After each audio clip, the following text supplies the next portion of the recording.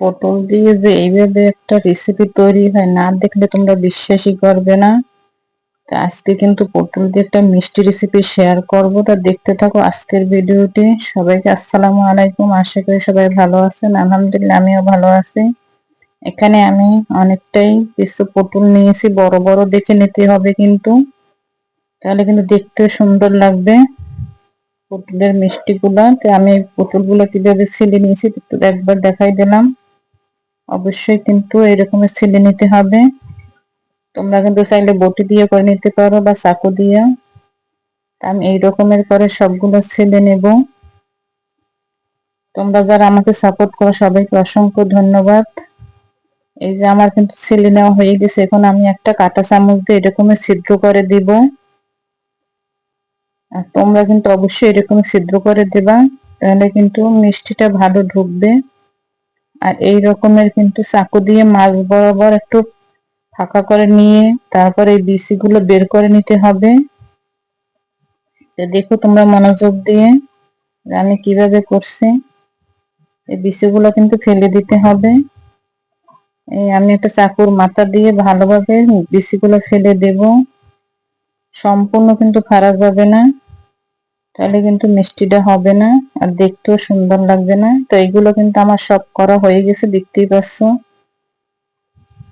আমি সবগুলো চাকু দিয়ে ছিদ্র করে নিয়েছি এবং বিচিগুলো ফেলে দিয়েছি। এখন পরের স্টেপে যাব। সবাই ফুল ওয়াশ করে এবং লাইক দেবে। এখানে আমি একটা কড়াইতে চিনি দিয়ে দিলাম, কিছুটা পরিমাণে একটু পানি দিয়ে দেব, 2-3টা এলাচ এবং দারচিনি দিয়ে দিলাম, একটু ফুড কালার দিয়ে দিলাম সবুজ, তোমরা চাইলে স্কিপও করতে পারো। পটল তো সবুজ, এই জন্য একটু সবুজ ফুড কালার দিলাম। এখন পানিটা ফুটে আসা পর্যন্ত অপেক্ষা করতে হবে। এখন আমি এই পটলগুলো দিয়ে দেব।